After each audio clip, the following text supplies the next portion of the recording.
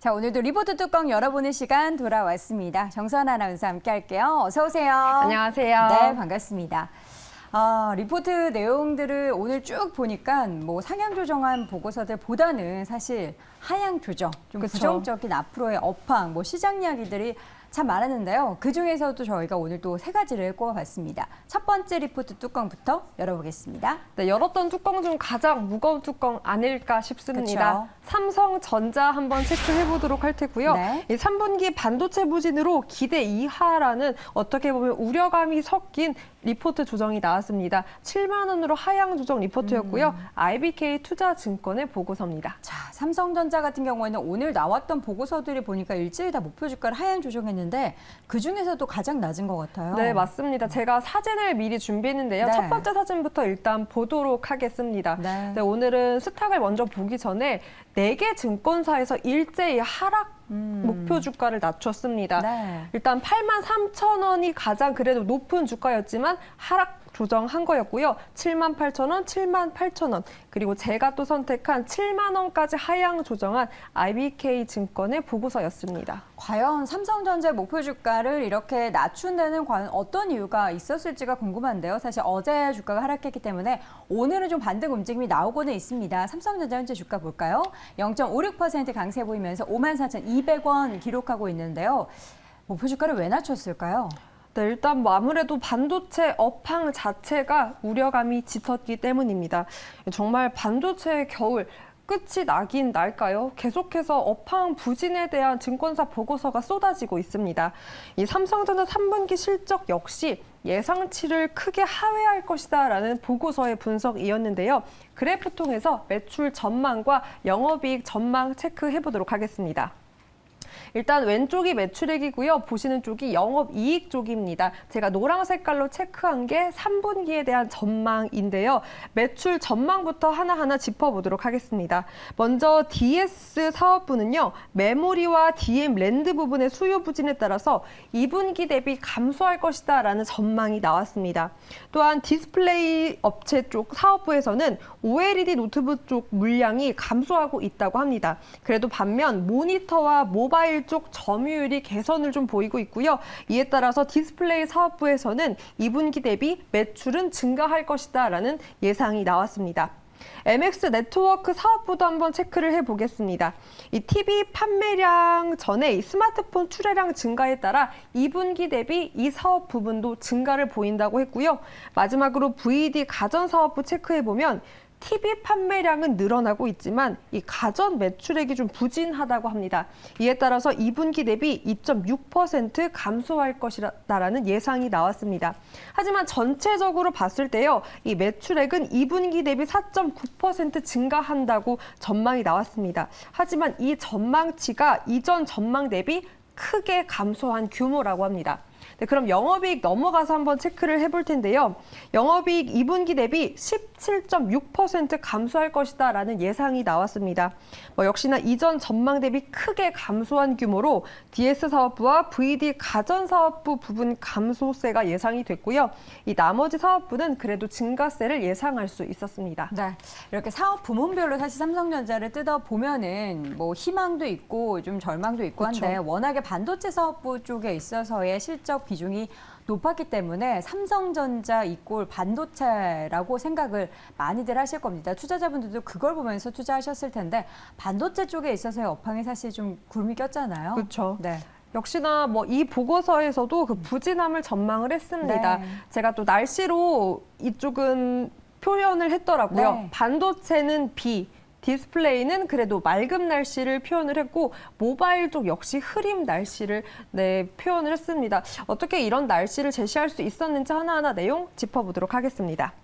네, 일단 반도체가 우기인 이유가 수요가 부진해서 가격 하락해도 이 고객들이 반응하고 있지 않다라고 합니다. 이것이 문제였고요. 또한 서버에서 모바일로 수요 부진이 확산되고 있는 점도 우려를 더했습니다. 그로 인해서 모바일 역시 수익성 부진에 날씨가 흐리다라고 표현을 한 것이고요. 반면 디스플레이는 해외에서 신제품 영향으로 2분기 대비 크게 개선될 것이다라고 예상이 나왔습니다. 여기에 경쟁사 부진으로 점유율까지 확대하고 있다고 했고요. 이로 인해서 디스플레이 쪽은 그래도 맑은 날씨를 예상할 수 있었습니다. 이에 따른 수급과 함께 애널리스트의 목표 추이도 한번 제가 준비를 해봤는데요. 보고서에 계속해서 이 애널리스트가 목표 주가를 제시했던 거를 이렇게 표시를 해놨더라고요. 제가 한번 체크를 해놨습니다. 왼쪽은 수급 상황입니다. 외국인과 기관가 20년부터 22년까지 급격하게 매도하는 그래프와 함께 그 사이에 이 애널리스트가 목표가를 표현한 추이를 제가 제시를 해봤습니다. 네. 일단 21년 1월 11월경에 보고서에서 가장 높은 목표가가 나왔습니다. 11만 원이었는데요. 당시 종가 기준 삼성전자는 9만 1,000원이었습니다. 그러니까 10만 전자에 대한 기대감이 절정에 다다랐을 때고요. 또한 11월 23일입니다. 당시 종가가 7만 5,300원이었는데 당시에도 그래도 업황에 대한 부진보다는 삼성전자에 대한 기대감이 컸기 때문에 상향 조정 리포트가 나왔습니다. 하지만 이후에는 계속해서 목표 주가를 내렸습니다. 22년 6월 22일에는요. 6만 전자 자리마저 내주고 5만 원 후반대를 주가를 또 표현하고 가고 있었기 때문에 네. 계속해서 하향 조정 리포트가 나왔습니다. 네. 정리해서 말하면 이 보고서에 따라 최근 하향 조정 큰 이유, 디램 시장 우려를 들었고요. 네. 주가 상승 여력은 여전히 높다라고 판단은 했지만 계속해서 지켜보자라는 전망입니다. 네. 지금 이제 이 애널리스트도 사실 이 목표 주가를 하향 조정하면서 얼마나 좀 쓰라릴 마음이 그쵸. 있었겠습니까? 우리 국민의 대다수가 많이 투자하고 있는 삼성전자고 이에 대한 목표 주가를 지금 이렇게 낮췄는데 사실 6월 달에도 주가는 계속해서 하락 추세를 보였단 말이죠. 그리고 6월 달에도 반도체 업황에 대해서 하반기에 우울한 얘기들이 많이 나왔음에도 불구하고 그때는 목표 주가를 8만 8천 원 정도로 유지했는데 지금 목표 주가 낮춘 게 조금 늦지 않았나라는 그런 아쉬움이 좀 듭니다. 주가 차트를 보여드리는 게 의미가 있겠나라는 생각이 들어서요. 그냥 이렇게 쭉 보면요. 많이 좀 흘러내려서 우리 많은 투자자분들이 힘드실 것 같다라는 생각으로 마무리하도록 하겠습니다. 첫 번째 종목 삼성전자 확인해 봤고요. 두 번째 리포트 뚜껑 열어보도록 하죠. 네, 두 번째는 삼성 엔지니어링 체크를 해볼 텐데요. 네. 나올 수준은 산적, 리스크는 제한적이다라는 제목과 함께 메리츠증권에서는 32,000원 상향 조정을 했습니다. 네, 또 그나마 또 위안이 되는 삼성 엔지니어링을 확인해 볼 텐데요. 현재 주가 보도록 하겠습니다. 현재 삼성 엔지니어링의 주가는 0.69% 강세 보이면서 21,950원입니다. 좋은 얘기들이 좀 나오고 있네요. 네, 일단 사업 영역 확장 중이라고 합니다. 네, 일단 국내 대표 EPC 업체죠. 이 국내 계열사로부터 안정적인 수주가 가능한 비화공 사업과 또 해외 정유라던가 화학, 이 가스 프로젝트 등을 중점으로 사업을 영위하고 있는 회사입니다. 2000년 중반 이후 중동 지역의 화공 프로젝트로 큰 성장을 했고요. 최근에는 수소와 같은 친환경 신사업을 개발하면서 이 사업 포트폴리오 다각화를 노력하고 있습니다. 이 사업 영역을 확장을 통해서 수주 비중까지 또 확대하고 있다고 하고요. 이 수익성 개선을 꾀하는 움직임에 성장 기대감 키우고 있습니다. 네, 삼성 엔지니어링이 이렇게 또 유일하게 오늘 좋은 소식을 전해줘서 참 반가운데 무엇보다 중요한 건 이제 돈 벌 시장이 마련된다라는 건데요. 수주에 대한 이야기를 좀 더 자세히 들어보죠. 네, 맞습니다. 앞에서 제가 기대감을 말했는데요. 네. 그 기대감이 실제 수주로 나타낼 수 있다라는 전망입니다. 네, 먼저 수주 추이 그래프를 통해서 한번 보도록 하겠습니다. 전년 동기 대비 성장을 이어갈 것이다라는 전망인데요. 비화공과 화공 부분에서 비교적 괜찮은 실적 성장이 나오고 있습니다. 2분기에는 일부 사업장에서 원가율이 악화되었으나 돌아올 3분기 이와 같은 가능성이 낮았고요. 무엇보다 4분기에는 SOL 샤인 프로젝트와 또 카타르발 대형 수주가 기다리고 있기 때문에 앞서 제목에서 짚었던 것처럼 그 기대감이 실제 수주로 볼 수 있다라고 예상할 수 있었던 건데요. 여기에 그치지 않고요. 24년부터는 6대 플래그십을 비롯해서 수소라던가 폐플라스틱과 관련한 이 신사업을 본격적으로 수주와 함께 이어질 전망이라고 제시를 했습니다. 네, 다시 한번 정리한 포인트로 돌아가 보도록 하겠습니다. 네, 일단 우려감도 덜었습니다. 2분기 보수적인 회계 조치로 원가율이 악화된 일부 주택 사업을 정리를 하면서요. 안정성을 높였고요. 이에 따른 4분기부터 시작될 화공 수주 본격 인식을 기다려보자라는 분석입니다. 네. 자, 그렇다면 삼성 엔지니어링의 주가 보도록 할 텐데요. 보통 이제 최근에 시장 계속해서 하락하면서 대형주, 중소형주 할 것 없이 지난 2021년 초로 주가가 더 아래로 회귀한 종목들이 참 많습니다. 그러나 이 종목 같은 경우에는요. 오히려 주가의 상승 뒤로 박스권에서의 움직임을 보이고 있는데요. 최근 같은 경우는 물론 어제는 시장 모두 하락하면서 함께 주류로 흘러내렸지만 다시금 반등 추세를 밟는 상황이었고요. 오늘도 일단 양봉 흐름을 보이고 있습니다. 주봉 차트를 함께 좀 보도록 할게요. 2021년 그리고 지금까지 움직임을 보면요. 오히려 괜찮죠. 지금 주가의 움직임, 지금 주가의 상황 자체가 다른 종목 대비해서 좀 뭔가 다르다라는 생각이 들게 하는 그런 종목입니다. 기대해 보도록 하겠고요. 이번에 이제 마지막 리포트 뚜껑 함께 열어보도록 하죠. 제가 보니까 다 무거운 뚜껑을 네. 가져왔네요. 현대 미포조선 열어보겠습니다. 네. 네, 거칠 것이 없다라는 강한 제목으로 나왔습니다. DB금융투자의 김홍균 애널리스트의 보고서고요. 13만 5천 원으로 상향 조정을 했습니다. 네, 현대비포조선 현재 주가 이어서 보도록 하겠습니다. 이제 0.48% 소폭 오른 104,500원이고요. 투자 포인트 보도록 하죠.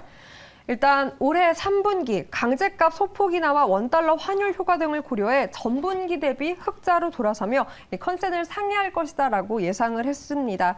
이 보고서에 따르면요, 주요 조선사 중에서 이 수주 협상과 또 건조 기간이 짧은 편인 만큼 업황 이 턴어라운드 시기에 가장 앞선 실적 개선과 함께 또 재무구조 안정화를 볼 수 있다라고 제시를 했습니다. 네, 먼저 수주 잔고 그래프 바로 보도록 하겠습니다. 네. 네, 동사는 현대 베트남조선의 200척을 포함해서요. 창사 이래 총 1,557척을 수주한 것으로 파악되고 있습니다. 이 전 세계 조선소 수주 척수 기준으로 현대중공업 다음으로 많은 수주 척수를 기록하고 있는데요. 이 제조업 관점에서 본다면 유사한 제품을 얼마나 많이 만들어 보았는지가 이 중요한 척도가 되기 때문에 중요한 대목이라고 짚었습니다. 또한 보고서에 따르면 이렇게 후행하는 실적보다는 선행하는 수주 증대 움직임이 기업 가치 개선의 주요한 요인이라고 꼽았는데요. 매출 증가 전망을 그다음 그래프를 통해서 한번 보도록 하겠습니다. 선종별 척당 이 최근 수주 금액 그래프인데요. 선가를 높여서 이렇게 계약을 했기 때문에 수주 선박들이 시차를 두고 또 건조를 가져가면서 수익성까지 더욱더 개선될 것이다라는 전망이 이를 통해서 나올 수 있었습니다. 최근까지 현대미포조선이 신규 수주 규모가 약 36억 달러라고 합니다. 이미 연간 수주 목표를 달성한 것으로 추정되고 있기 때문에 실적에 대한 우려감, 기대감을 오히려 높인 대목이었습니다. 네.